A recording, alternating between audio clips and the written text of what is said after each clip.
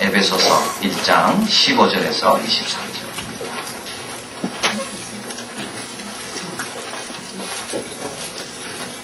에베소서 1장 15절부터 23절까지 함께 교독하겠습니다.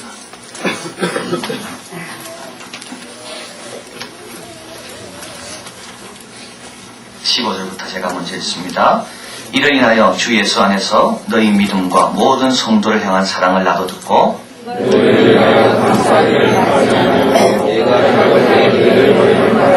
우리 주 예수 그리스도의 하나님 영광의 아버지께서 지혜와 계시의 정신을 너희에게 주사 하나님을 알게 하시고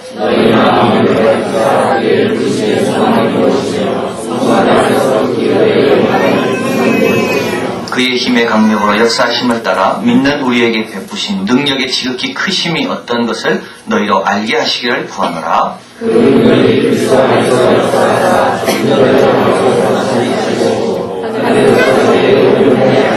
모든 정사와 권세와 능력과 주관하는 자와 이 세상뿐 아니라 오는 세상에 일컫는 모든 이름 위에 뛰어나게 하시고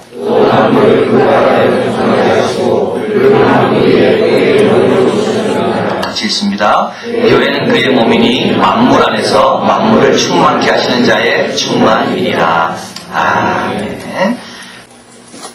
교회가 이 세상 위에 있다는 것 조금 어색하게 들립니다. 기독교적인 것 같지가 않습니다. 만물 위에서 있다거나 또는 만물을 섬기기 위해서 만물 옆에 있다든지 그러면 그건 좀 기독교적인 것 같은데 만물 위에 있다는 것.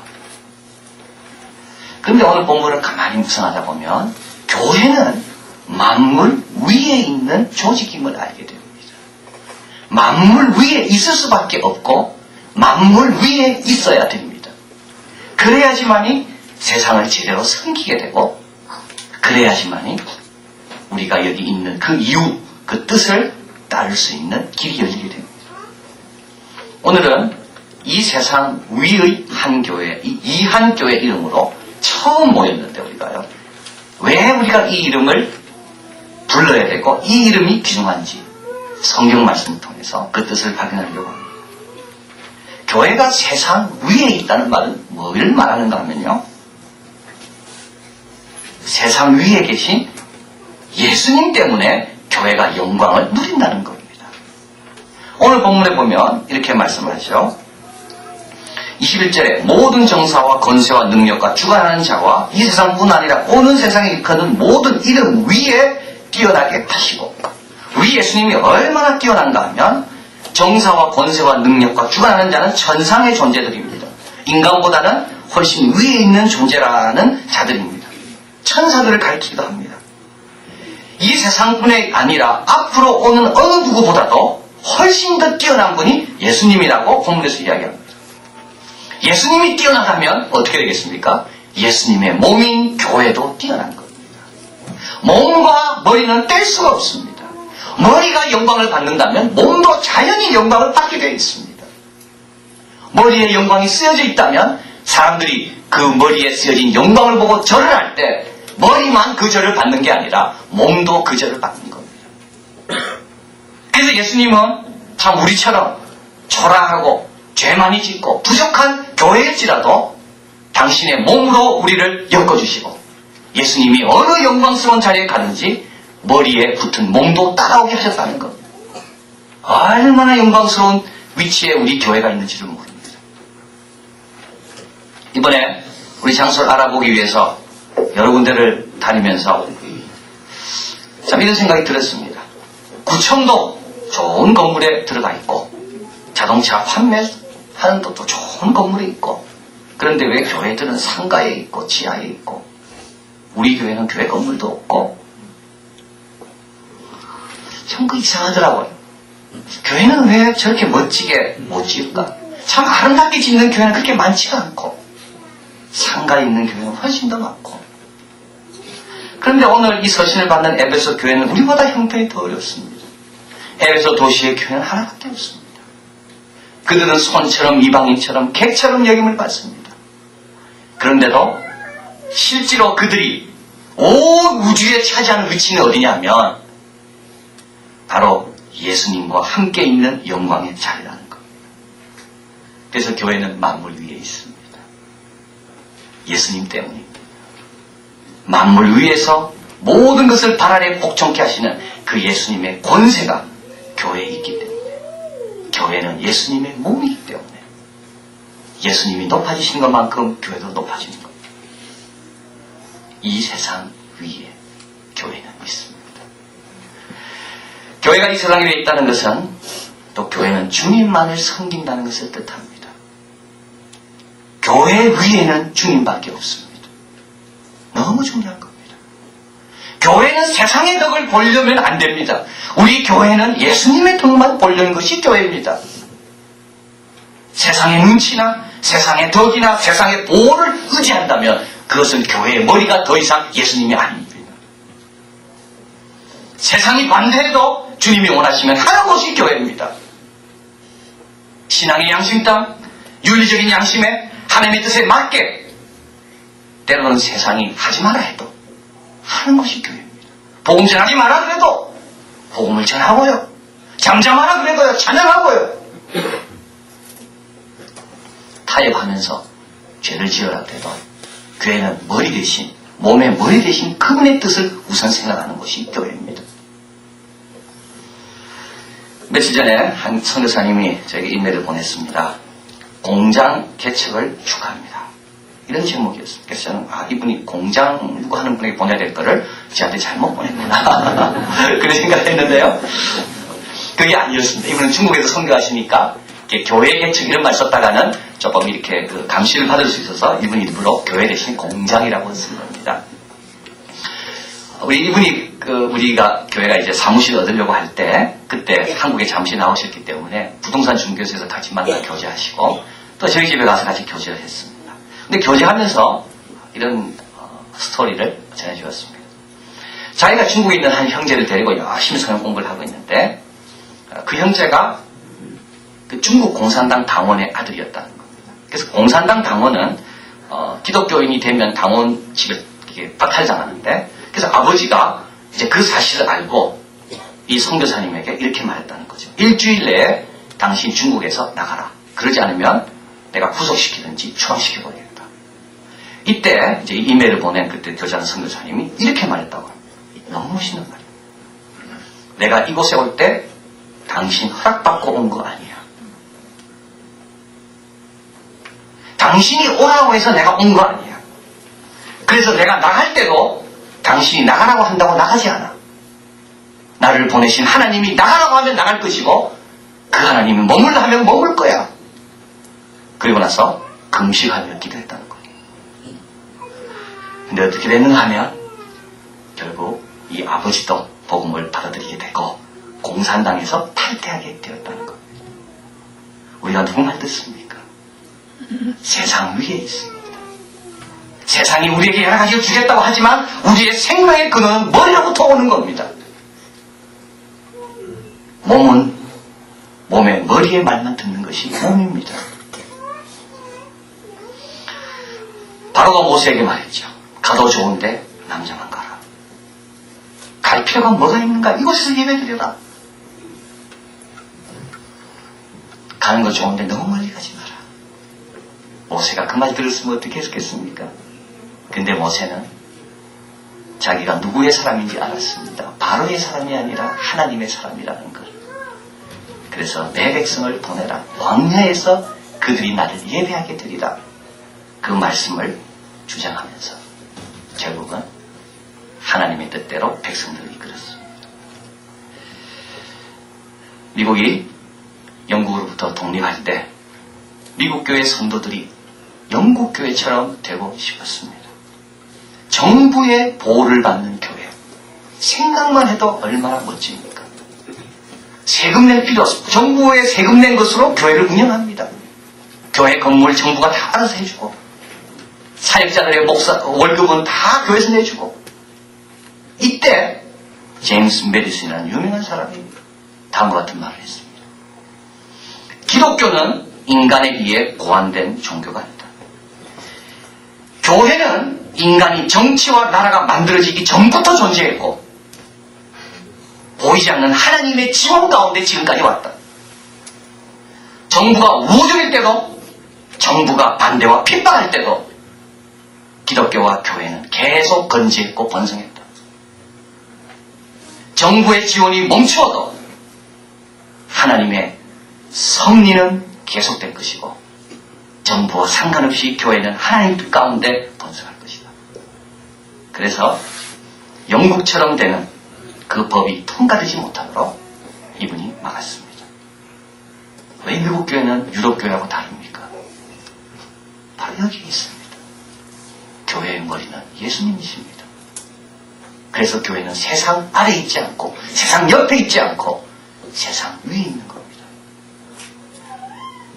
그런데 이렇게 세상 위에 있다 보면 주님과 더 가까이 있다 보면 주님의 몸으로 영광을 누릴 뿐만 아니라 머리의 지도와 머리의 공급하심을 믿고 교회가 움직이다 보면 결국 세상을 바르게 인도할 수가 있게 됩니다.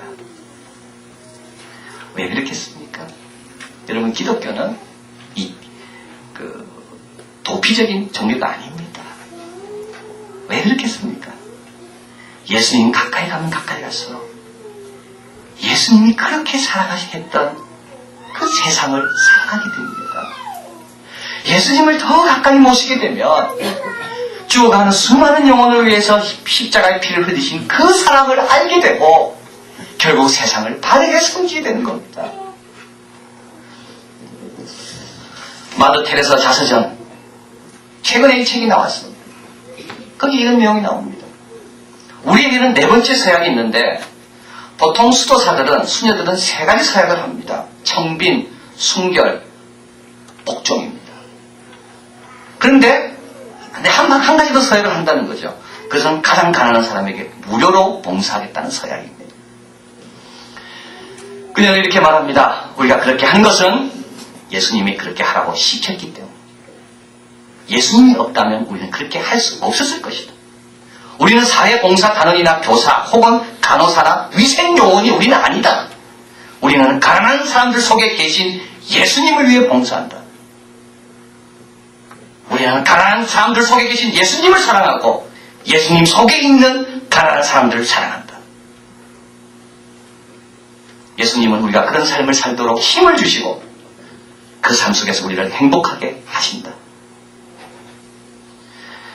인도 행정부의 고위관리가 마더 테레사에게 이렇게 말했다고 합니다. 당신들과 우리는 똑같이 봉사하는데 그 차이는 엄청난 건 왜 그럴까요? 아마 여러분은 누구를 위해서 봉사하시고 우리는 무엇을 위해 봉사하기 때문일 겁니다. 오늘 본문도 이렇게 말씀합니다. 만물 안에서 만물을 충만케 하는 자의 충만이라. 만물 위에 있지만 만물을 충만케 하시는 그분과 가까이 갈 때 우리는 결국 만물 깊숙하게 들어가 그 만물을 온전케 하는 주님의 손과 발이 될 수 있다는 것. 그래서 교회는 세상 위에 있습니다.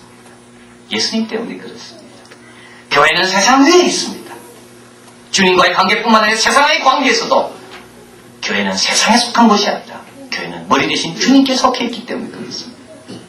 그러나 그러면 그럴수록 우리는 세상을 위하는 교회가 되는 겁니다. 그런데 우리는 자꾸 세상으로 내려가려고 합니다.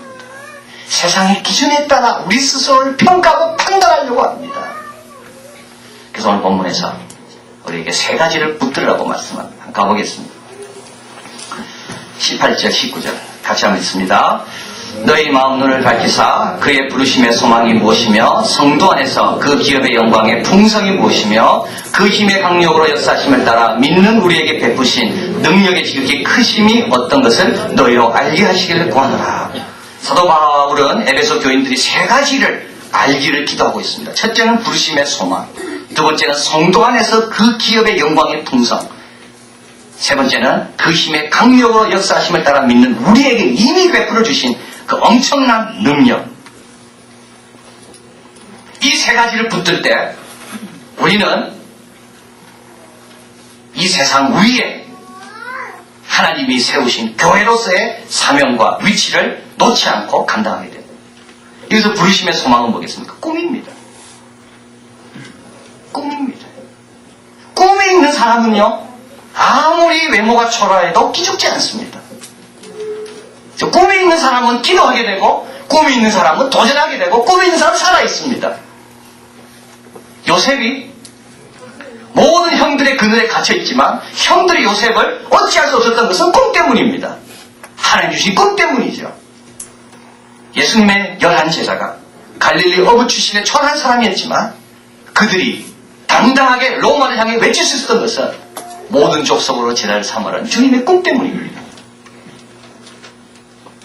로버트 슈더 목사님 교회 방문하면서 거기에 그 비전 센터라는 그런 기념관을 최근에 만들어 놨습니다. 거기에 가보면 이런 글씨가 있습니다. 당신의 꿈이 충분히 커라. 꿈이 작으면 그 꿈은 하나님의 꿈이 아니다. 왜냐하면 그 꿈에 하나님이 들어올 수가 없으니까. 우리 하나님께서 우리에게도 꿈을 주셨습니다. 그래서 우리는 행복한 겁니다. 그 꿈을 향해서 그 꿈을 이루실 하나님을 향해 따라가기 때문에 우리는 행복하고 기쁘고 수고해도 고난이 와도 우리는 그 꿈을 바라보며 걸어가는 겁니다. 꿈이 있을 때 세상이 아래로 보입니다. 꿈이 있을 때 세상을 위해 기도하게 되고 꿈이 있을 때 세상에 인정받지 못하더라도 개의치 않습니다. 두 번째로 성도 안에서 그 기업의 영광의 풍성이 무엇이며 이것은 성도 간의 사랑입니다. 우리가 세상 위의 조직으로 살아남기 위해서는 부르심, 꿈을 끊임없이 꺼야 되고 또 하나는 성도 간에 열심히 사랑해야 됩니다. 성도 간에 사랑할 때 우리는 세상과 다른 조직이 됩니다. 참 놀랐습니다. 여러분 교회 같은 조직이 세상에 있습니까? 없습니다. 여러분 주보를 한번 보시면 알겠지만 이 주보가 그냥 나온 게 아닙니다. 여러 사람의 손을 거쳐서 오늘 여러분이 이 주보를 손에 들고 있습니다. 참 이거 역사적인 주보입니다. 이 주보를 만드는 분들 옆에서 제가 사진을 찍어드리고 싶더라고요. 그런데 요즘 우리 하는 게 모두가 다 역사적인 거기 때문에 아예 사진을 안 찍기로 했습니다. 우리 하나님이 다 찍어놨을 겁니다. 저기 마이크 설치하고 어저께 하루 종일 오시가 플랜카드 다 밖에 걸고 학교 다 둘러보고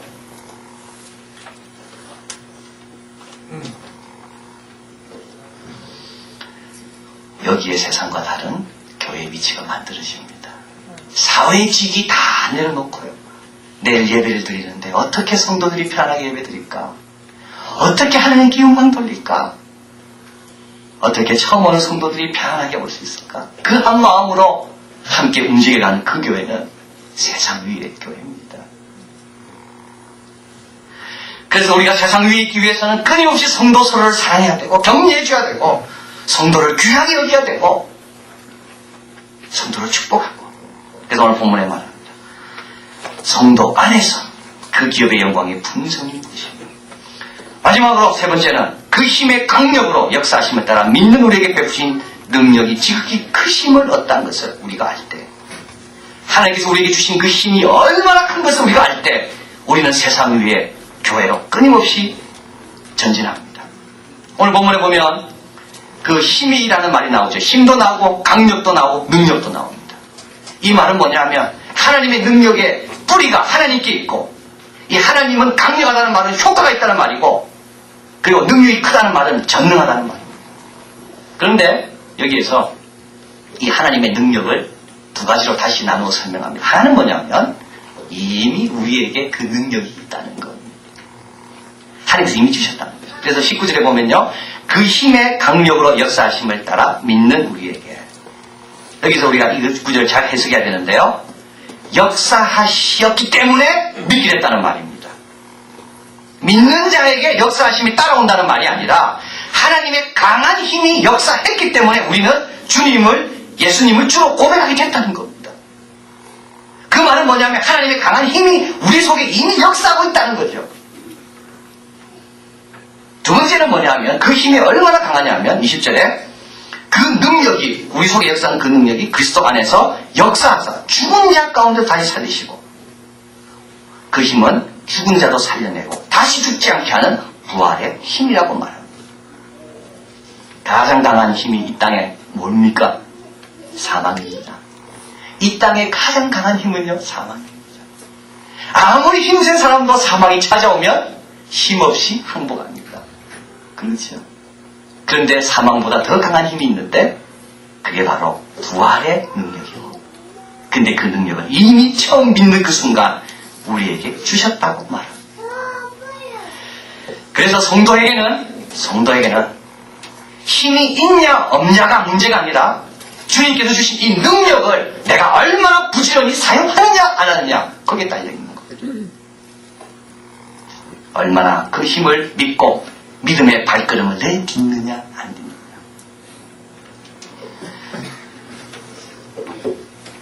우리가 하늘 위에 교회로 살아남기 위해서 꿈을 꿔야 되고, 성도 간에 더 열심히 살아야 되고, 하나님의 역사가 있음을 믿고 어떻게 보면 단순하게 따라가는 겁니다. 기도할 때 나을 겁니다. 하나님께서 그렇게 도와주실 겁니다. 경건의 모양뿐만 아니라 경건의 능력이 우리에게 임하실 겁니다. 이미 있기 때문에.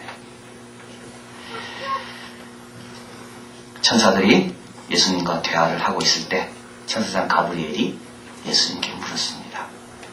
주님은 저 아래 세상에서 인류를 위해 매우 큰 고난을 당하셨는데 인류는 주님의 그 희생과 사랑을 알고 있습니까?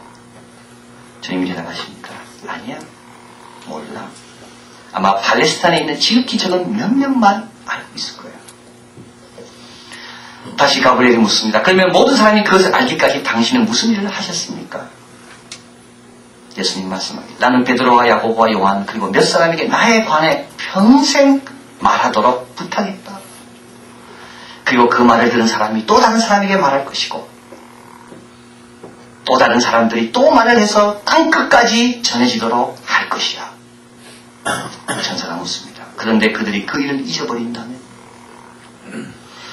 훨씬 뒷날 20세기의 사람들이 다른 사람들에게 당신에 대해 말하지 않는다면 어떻게 하겠습니까? 이를 위해 다른 계획을 세워놓지는 않았습니까? 주님 말씀합니다. 나는 다른 계획을 세우지 않았다.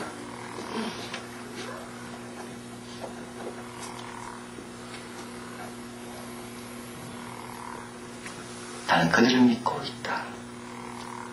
저는 마지막 말이 너무 멋집니다. 다른 계획을 세우지 않았다. 베드로 고백 뒤에 내 교회를 세우겠다고 말씀하신 이후로 주님은 다른 계획을 세우지 않았습니다. 예수님의 몸이 머리의 지시를 따라 열심히 이 세상을 섬길 것으로 확신했기 때문에 주님은 다른 계획을 세우지 않았습니다. 그리고 2005년 3월 6일 이 세상 위에 한 교회로, 이 한 교회를 주님은 세우셔서 주님의 계속된 사역을 맡기시려고 합니다. 이 사역 오신 여러분 너무 잘하셨고, 계속적으로 이 세상 위에 한 교회, 주님의 계획을 이루어드리는 귀한 우리 교회와 성도님들이 되시기를 진심으로 바랍니다. 기도하겠습니다. 사랑하는 하나님, 고맙습니다. 주님의 깊은 뜻과 섭리와 계획 가운데 이 세상 위에 또 한 교회가 이제 탄생하게 되었습니다. 미리부터 준비시켜 주시고, 기도하게 하시고, 결단하게 하시고, 신이시란 자를 통하여 우리에게 많은 것으로 채우신 주님, 주님의 기대와 주님의 계획에 잘 부응하는 우리들 되게 도와주시옵소서. 주님께 더 가까이 가며, 주님께 더 높이 가며, 주님과 더 깊은 것을 많이 경험하게 도와주시고, 그래서 큰 꿈을 꾸며 우리가 기도할 때마다 능력과 기적이 나타나며, 그리고 성도 간의 사랑이 더 풍성해지는 이 세상 위에 한 교회가 되게 도와주시옵소서. 예수 그리스도의 이름으로